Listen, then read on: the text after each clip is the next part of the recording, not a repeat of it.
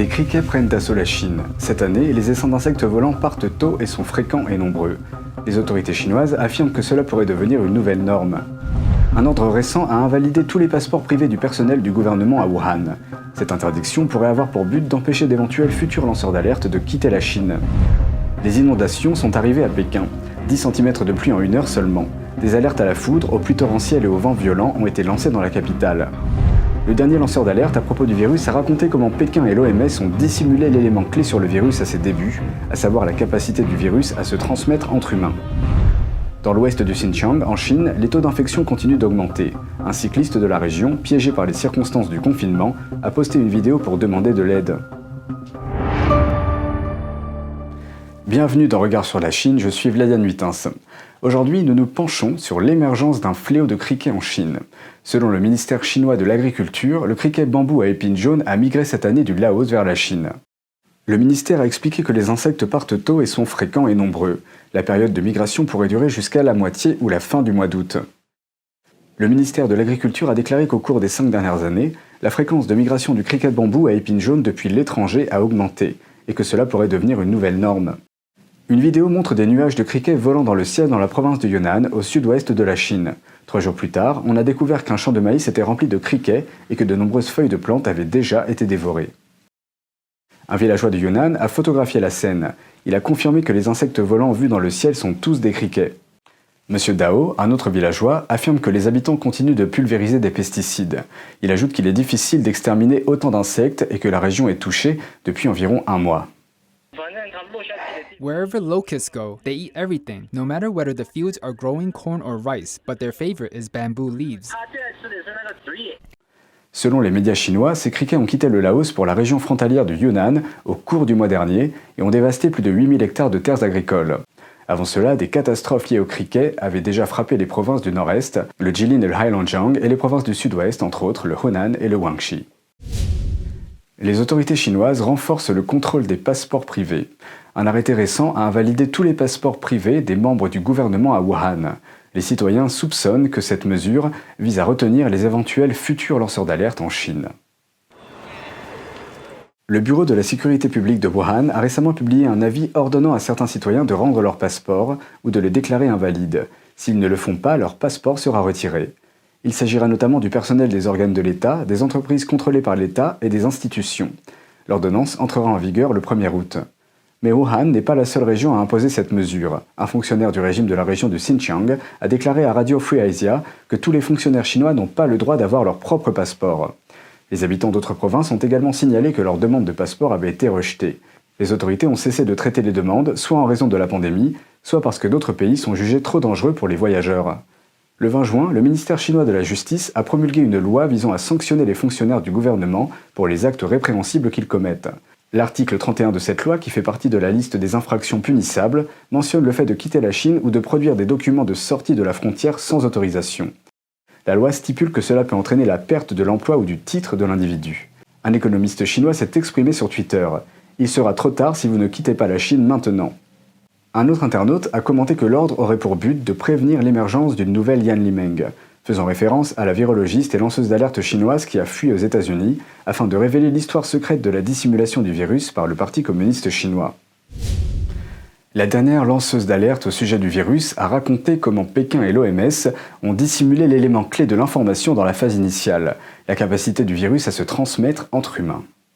Le Dr Yan Limeng, ancien chercheur postdoctoral de l'Université de Hong Kong, s'est enfui aux États-Unis en avril. Elle a été interviewée par Fox ce mois-ci. Yan a publié 2 études sur le virus, l'une dans le journal du Lancet sur les maladies infectieuses en mars et l'autre dans la revue de recherche Nature en mai. Elle a affirmé que les superviseurs de l'université, qui sont également des conseillers de l'OMS, ont dissimulé des informations sur la transmission interhumaine du virus. Dans une récente interview avec nos médias frères, le programme American Folk Leaders de The Epoch Times, Yan a raconté les premières étapes de la dissimulation. Son laboratoire à l'université de Hong Kong étudie les coronavirus depuis la pandémie de SRAS de 2003. C'est une institution de premier plan pour la recherche sur les coronavirus.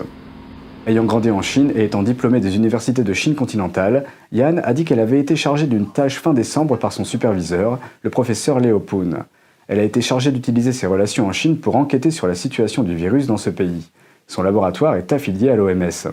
And as a WHO reference lab, they need to report what they know about the global health surveillance things to WHO and to the world. That's why Professor Liao Peng at the early beginning asked me to do the secret investigation representative of WHO reference lab to my network back to mainland China because lack of information from China government. Par l'intermédiaire de son ami scientifique qui travaille pour le CDC chinois, Yan a appris le 31 décembre qu'il y avait des foyers d'infection entre les membres d'une même famille. Elle a déclaré que c'est un signe évident de transmission interhumaine. It's not a difficult thing for you to make judgment. These things are the very basic fact you can get when you talk to the patient. And as a public health expert, it's very easy for them to build on the fact that this is human-to-human transmission or this is not human-to-human transmission. Mais lorsque le Dr Yan a transmis l'information à son superviseur, le professeur Liao Peng, il a simplement acquiescé de la tête et lui a dit de continuer à travailler. Le même jour, Peng a été cité par les médias de Hong Kong disant qu'il n'y avait aucune preuve indiquant un lien entre le virus de Wuhan et le SRAS. Yan affirme également que le professeur Malik Peiris, autre conseiller de l'OMS et co-directeur de son laboratoire, était au courant de l'épidémie, mais n'a rien dit. Le 9 janvier, l'Organisation mondiale de la santé a publié une déclaration disant qu'il n'y avait aucune preuve que le virus puisse être facilement transmis d'humain à humain. WHO behavior in this COVID-19 pandemic include lies and collaborate with CCP government, and also later misleading information like they say it's not pandemic, no point to keep China isolated. Travel ban, right? And also no point to wear masks, and no point to take the hydroxychloroquine and all these things. Yan a dit qu'elle avait secrètement informé un média étranger en langue chinoise de ce qui se passait dans les hôpitaux chinois et de la façon dont le régime censurait l'information. Mais les médias et les gouvernements occidentaux n'ont pas accordé beaucoup d'attention à l'information. At that time, I realized that English-speaking country and Chinese-speaking country are totally isolated. Our message was efficiently delivered to our audience in Chinese, but overseas, when people face to this pandemic, they are misled by WHO and the Chinese government. C'est pourquoi elle a décidé de venir en Occident et de partager ses connaissances dans le monde entier. Mais cela lui a coûté très cher. When I'm still on the flight, the Hong Kong government informed the National Ministry of State Security in Beijing, and then they sent people to Qingdao, my hometown, to my home and straight my family. Elle a déclaré que le régime avait également tenté de ruiner sa crédibilité en créant de faux comptes Facebook à son nom et en répandant des rumeurs à son sujet sur Twitter et Reddit. Although I have a Nature paper as co-first author, they just describe me as a hamster keeper in Hong Kong, like this. So they try their best to ruin me and ruin my credibility and stop me, keep me silent. Yan a déclaré qu'elle continuera à publier des rapports sur ce qu'elle sait du virus. Everyone deserves to know the truth, and everyone get involved, your health, your economic, your life. So we should come back to the one who initiated this outbreak, CCP government, ask them to be accountable. L'Université de Hong Kong a confirmé l'identité de Yan en tant que chercheur, mais a rejeté ces accusations comme une simple rumeur. Les autorités chinoises ont déclaré qu'elles ne connaissaient pas le Dr Yan Limeng et que la Chine avait toujours été transparente sur l'épidémie. Nous allons maintenant examiner la situation du virus en Chine. Dans la région du Xinjiang, à l'extrême ouest du pays, les nouveaux cas de virus du PCC continuent d'augmenter. Le Xinjiang abrite la population ouïghour de Chine, une minorité ethnique. La région est maintenant sous contrôle strict, non seulement dans les grandes villes, mais aussi dans des zones plus petites près de la frontière. Le confinement est si strict qu'un cycliste a été stoppé et s'est vu interdire de quitter la région. Le cycliste a posté une vidéo sur les médias sociaux en demandant de l'aide. Il a dit qu'il se dirigeait à vélo vers un petit comté du Xinjiang, mais les autorités l'ont arrêté à mi-chemin. Il est donc rentré à vélo, mais les autorités à l'autre bout ne l'ont pas laissé entrer non plus. Par conséquent, il n'avait nulle part où aller et ne pouvait pas quitter le Xinjiang. I can't go back now. There's no transportation available. All the counties and cities have been sealed off. If you want to get in, they don't allow it. If you want to get out, they also won't let you go. Au moment où il a posté la vidéo, l'homme dormait sous un pont depuis 3 nuits. There's nothing I can do. No food or drink nearby. I've been starving for over 10 hours. L'homme a ensuite été autorisé à quitter la région après que son poste ait attiré l'attention en ligne. Mais son poste d'origine semble malgré tout avoir été supprimé. Pékin a envoyé des moyens de surveillance et des milliers d'agents pour bloquer le Xinjiang. Pendant ce temps, les médias chinois ont rapporté très peu d'informations sur l'épidémie là-bas. Les autorités n'ont pas été en mesure de remonter à l'origine de l'épidémie et les résidents locaux affirment qu'ils sont soumis à un contrôle de plus en plus strict. Dans sa capitale, Urumqi, les habitants disent que les autorités utilisent des scellés en papier pour retenir les gens à l'intérieur de leur domicile. Les autorités leur interdisent de rompre le sceau et de quitter leur domicile par leurs propres moyens. Aujourd'hui, les habitants comptent sur les bénévoles pour les livraisons de produits alimentaires. Dans une interview aux médias chinois, un habitant a déclaré « Lorsque les bénévoles viennent livrer des produits alimentaires, ils enlèvent le seau en papier, puis ils le remettent après la livraison. » Au nord-est, la ville côtière de Dalian vient de terminer ses tests d'acide nucléique à grande échelle.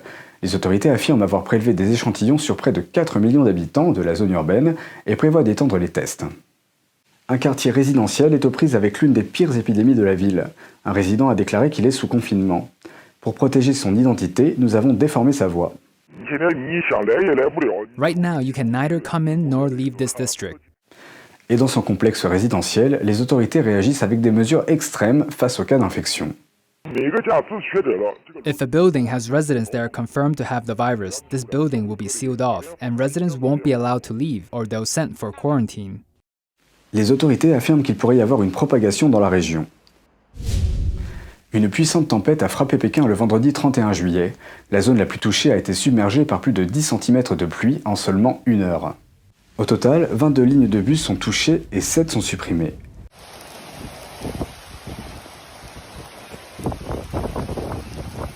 Des avertissements de foudre, de pluie torrentielle et de vents violents ont été émis à Pékin. Le groupe de drainage du pays, qui est une propriété de l'État, a lancé une intervention de niveau 1 pour lutter contre les inondations. Toutes les stations de pompage d'eau ont désormais leur personnel au complet. Certaines zones de Pékin ont connu des pluies plus fortes que d'autres, de la grêle est tombée par endroits. Des voitures ont été vues à moitié submergées, certaines parvenant encore à rouler dans ces conditions. Pendant la tempête, les conducteurs ont signalé des difficultés à voir la route. Les touristes de la cité interdite ont également été pris dans la tempête.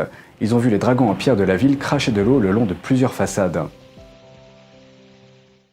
La figure emblématique du dragon crachant de l'eau fait en fait partie d'un système de drainage spécialement conçu pour la cité interdite. Chaque fois qu'une forte pluie tombe sur la ville, l'eau de pluie qui s'accumule à la base du hall principal s'écoule de la plateforme à travers ces têtes de dragon. Elle est ensuite envoyée dans les douves qui entourent la ville. Passons maintenant au fleuve Yangtze. Le débit principal du fleuve reste bien supérieur à son niveau d'alerte de crue. Le bureau d'hydrologie de la province d'Anhui a continué à émettre des alertes de crue de niveau rouge. À l'intérieur de la province, plus de 30 rivières et lacs ont dépassé leur niveau d'alerte de crue. Le niveau d'eau d'un lac atteint un record de hauteur. Le bureau provincial a annoncé qu'environ 150 artères ont été bloquées en raison des inondations du jeudi 30 juillet. 25 d'entre elles sont restées fermées le lendemain. Le FBI enquête pour savoir si le régime chinois a tenté d'obtenir illégalement des données de recherche sur le virus dans les universités américaines. L'une des universités faisant l'objet d'une enquête est l'université du Texas à Austin. Les agents en charge de faire appliquer la loi ont déclaré aux responsables de l'université que l'enquête a démarré après la fermeture par les États-Unis du consulat chinois à Houston la semaine dernière.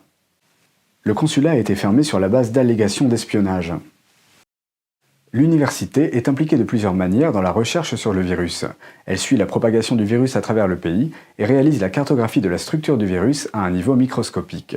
La semaine dernière, l'université a annoncé une percée qui pourrait accélérer le développement d'un vaccin. Elle a redessiné une protéine clé du coronavirus. L'université a également fait l'objet d'une enquête au début de l'année, lorsque des responsables américains ont examiné les relations des universités avec les chercheurs chinois, y compris le laboratoire de Wuhan situé à l'épicentre de l'épidémie. Merci d'avoir suivi Regard sur la Chine. On se donne rendez-vous demain pour la prochaine émission. N'hésitez pas à vous abonner à la page. Très bonne soirée et à bientôt.